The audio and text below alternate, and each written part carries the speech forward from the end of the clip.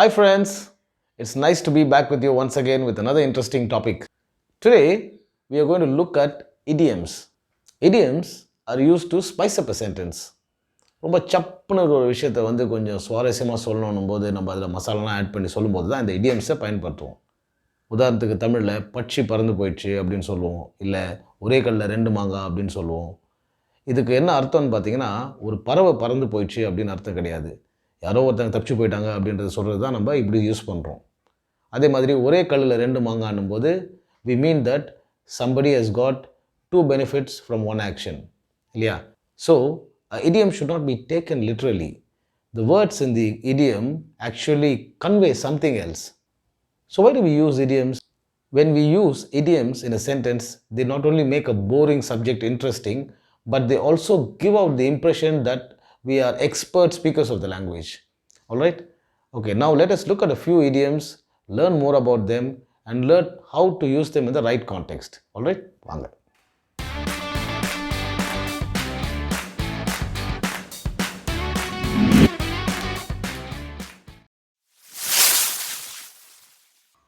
A piece of cake. This idiom is used to convey when something is very easy and was not as difficult or hard as was expected. அதாவது ஒரு விஷயத்தை நம்ம ரொம்ப சுலபமாக பண்ணி முடிச்ச பிறகு சப்ப மேட்டர் அப்படின்னு சொல்லுவோம்ல, அதுதான் இங்கிலீஷில் பீஸ் ஆஃப் கேக் அப்படின்னு சொல்லுவாங்க. There is another word which is very similar to this and has the same meaning, that is cakewalk.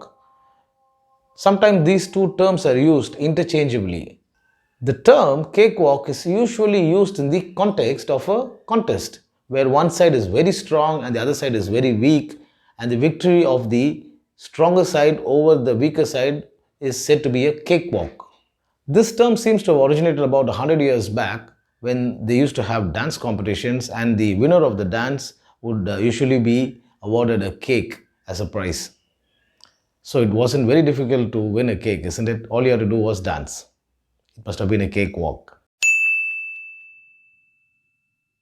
My daughter told me that the math exam was a piece of cake for her. Winning the elections was a piece of cake for him because the opponents were all newcomers.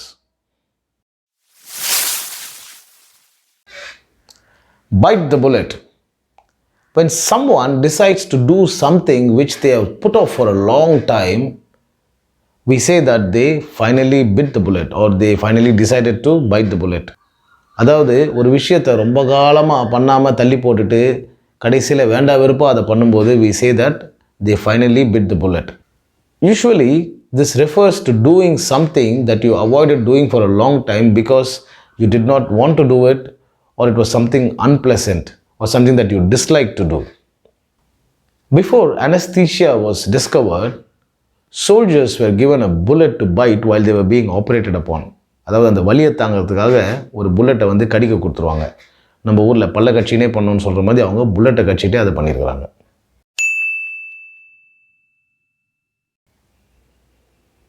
Kala finally bit the bullet and stepped into the giant wheel for the first time. The students had to bite the bullet and withdraw their agitation. Hitting the nail on the head. This refers to exactly pinpointing the root cause of an issue or a problem. அதாவது ஒரு பிரச்சனையோடைய மூல காரணம் இதுதான் அப்படின்றத நச்சுன்னு கரெக்டாக கண்டுபிடிக்கிறது தான் hitting the nail on the head அப்படின்னு சொல்லுவோம். Here the head refers to the head of the nail and not to somebody's head. So when you say you're hitting the nail on the head, it doesn't mean that you are taking a nail and hitting it on somebody's head, but it means that you are hitting the head of the nail, which is a very small area, accurately. In other words, it means that you are precisely on the dot on something. She hit the nail on the head by naming all the corrupt officials involved in the scam. Every time I take my computer for repair, Peter hits the nail on the head by identifying the exact issue in minutes. Big fish in a small pond.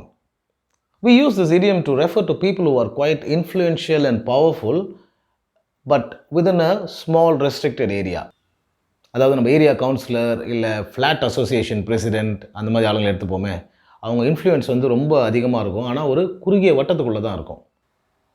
We generally call people who are influential and popular but within a small restricted area and who are generally contented to stay in that particular sphere of influence as a big fish in a small pond.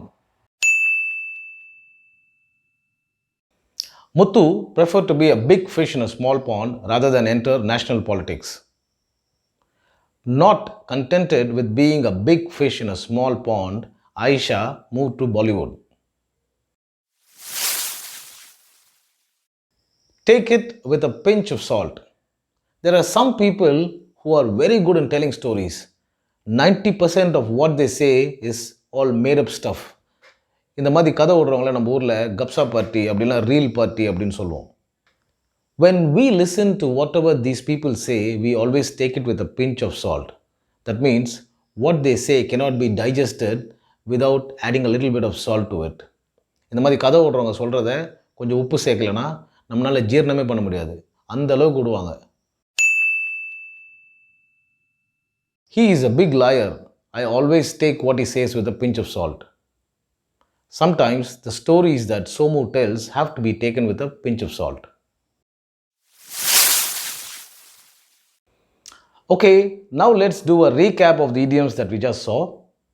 A piece of cake, bite the bullet, hitting the nail on the head, big fish in a small pond, and taking it with a pinch of salt.